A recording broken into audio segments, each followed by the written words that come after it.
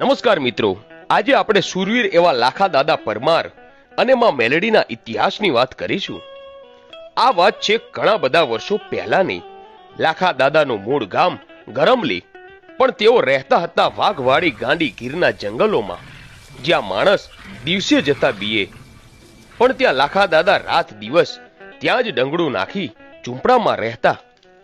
લાખા દાદા કુંવારા હતા અને ગરમલી ગામ છોડીને નાની ઉંમરથી જ તેઓ જંગલમાં જતા રહેલા. લાખા દાદાને મૂંગા માલ ઢોર બહુ જ પ્રિય અને જીવની જેમ વાલા હતા. આ વનવગડામાં લાખા દાદા અને એમના મૂંગા માલ ઢોર વાળો કરી અને એક ઝૂંપડું વાળી રહેતા. અને એ ઝૂંપડામાં એક ધૂળનો તડીમલો અને સવા વેતનું ત્રિશુલ, જે પોતાના જીવની જેમ જતન કરી અને હૈયાના હાર કરી રાખતા એ દેવી શક્તિનું નામ હડકમોય મેલડી હતું. એક દિવસ રાત્રે લાખા દાદા સૂતા